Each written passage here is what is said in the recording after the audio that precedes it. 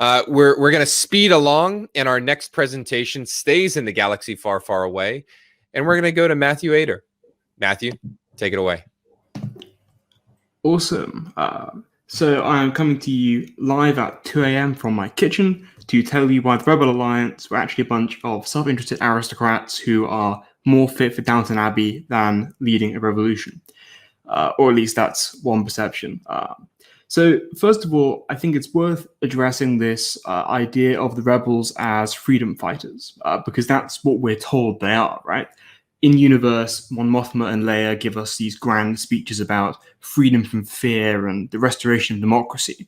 And of course, out of the universe, the rebels are coded very strongly after the Western allies in World War II. Most notably, of course, the Dambusters raid and the Death Star attack look very similar indeed. And I would actually argue that certainly at the leadership level, the Rebel Alliance was not so uncritically moral and liberatory in character. I would want to add a couple of caveats before I go any further. First, the Empire is still worse than the Rebels. Just because I think the Rebels are complex does not mean the Empire is good. And secondly, many members of the Rebel Alliance genuinely did fight for democracy or for local liberation. My main argument and critique is aimed at the leadership level. And speaking of leaders, so who's actually running the show here? Well, it tends to be, mostly aristocrats and sort of privileged elites. And this goes right back to the founding of the Alliance.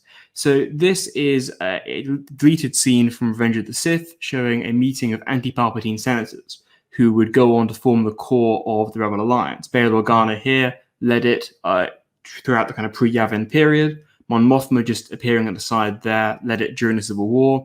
Padme Amidala did die, in fairness, but her children, including Princess Leia Organa, were, of course, critical players. Even when we look outside of the civilian leadership, look at the military stuff like Jan Dodonna and Admiral Akbar, they come from elite military backgrounds in the sense that they are often generationals their families have served in senior positions in the Republic military for generations, even centuries. So we're talking about a pretty privileged group of people. I might say, okay, sure, so maybe they are cultural elites, social elites, whatever it might be. But that doesn't mean they're self-interested. We need to really look at what they're fighting for. What are their grievances? And luckily, Mon Mothma wrote them down for us. So this is a segment from her Declaration of Rebellion, because it seems that not even the galaxy far, far away is safe from Thomas Jefferson, where she notes down sort of some of the key grievances driving the rebellion's decision to go to war. And at first glance, this seems like a pretty sensible set of problems. They talk about the erasure of democracy, about genocide and speciesism, and these are obviously bad things we want to avoid. So this doesn't seem at first glance like a great bit of evidence for me in saying the rebels are really all self-interested aristocrats. However, I think if we look more closely at the institutions of the Republic which they want to bring back, we can very clearly see that what they're really fighting for is not democracy, the voice of the people, but rather a resumption of an aristocratic clique governing the galaxy. And also, I'd argue from sequel trilogy material, their commitment to sapient rights is pretty flimsy at the best of times. We'll get to that a bit later. But first, about the Senate. So we're told it's a democracy. It isn't. The Senate is, in fact, highly unrepresentative and seemingly at least somewhat hereditary.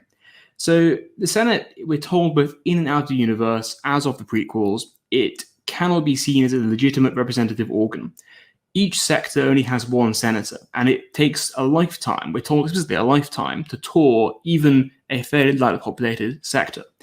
In fact, we're told also in the Clone Wars cartoon that senators very rarely leave Coruscant, or indeed their home worlds when they do go back to their sectors.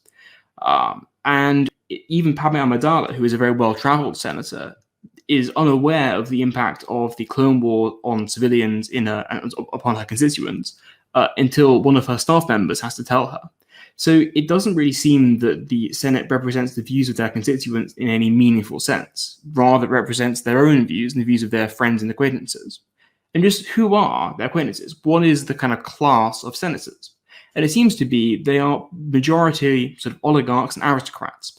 So this very photogenic character here is Lux Bonteri. He was a senator for Onderon, and he inherited his position from his mother, Mia Bonteri. Leia Organa, my understanding, inherited her position from her father, Bail Organa. Padma Amidala was elected, in fairness, but she was the queen before that, and before that came from my understanding, a fairly noble family, as did Mon Mothma on Chandrila.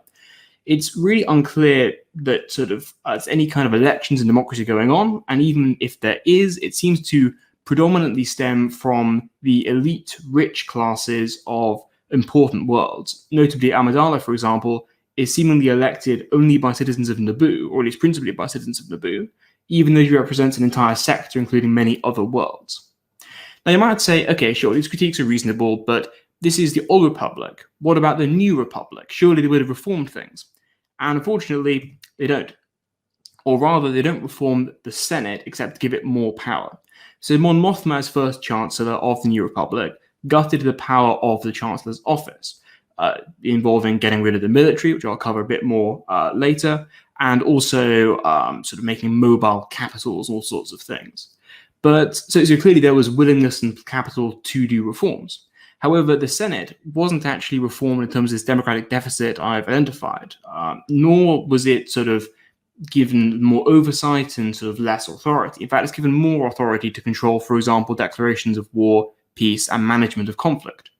So it seems that if you take a step back, that what we see with people like Mon Mothma and other senators is they had a great deal of unaccountable power and privilege under the Old Republic system, were deprived of it due to Sheev Palpatine's constitutional and not constitutional maneuvering, therefore started a war to get it back again. And once they did, they proceeded to enjoy that power and authority. And this, I think, is further evidenced when we look at the key political debate in the post-Endor period, that between the populists and the centrists. And as you can see, I am not particularly keen on those particular names for the factions.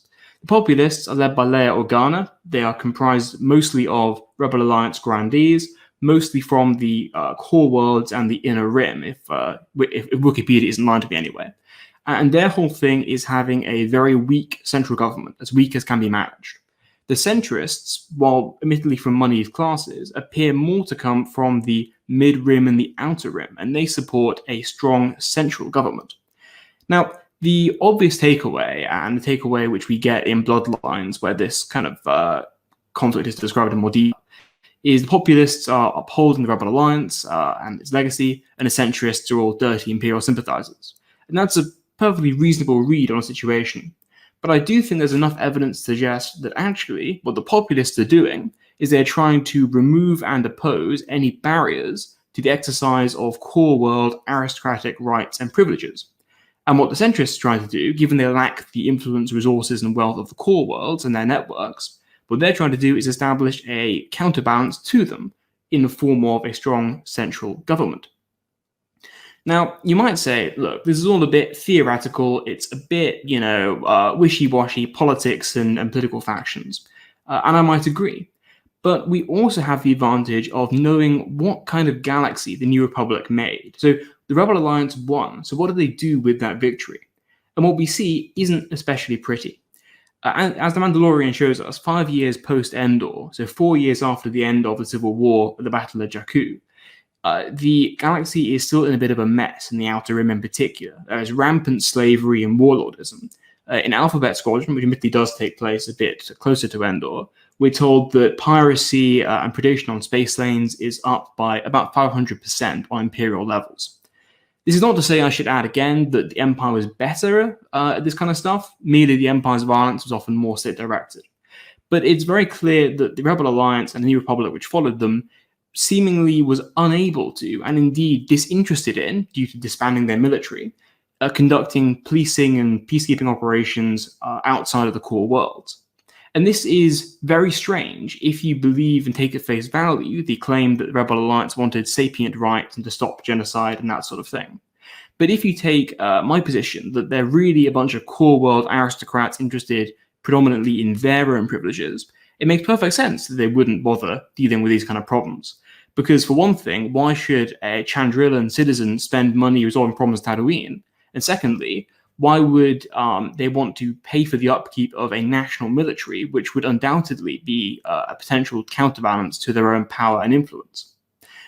Okay, so taking a quick step back as we wrap up here, Obviously, this is a pretty bloody-minded reading of canon, and if you showed it to George Lucas in 1977, he'd probably call you a maniac. I mean, yes, I think that's fairly reasonable to say. However, I do think there's enough evidence within the canon as a whole to reimagine the Galactic Civil War not as a binary matter of freedom versus autocracy, but rather as a group of civilian bureaucratic elites who have been displaced from the levers of galactic power by military autocrats, and are trying to get that power back and ultimately succeed in doing so. And while this is a pretty bleak reimagining of a sort of classic fairy tale universe, I think it is an interesting one and perhaps something which can inspire further discussion and debate. And I look forward to the Q&A, and back to you, Thomas. Thanks so much, Matthew. I'm sad to be leaving the galaxy far, far away, but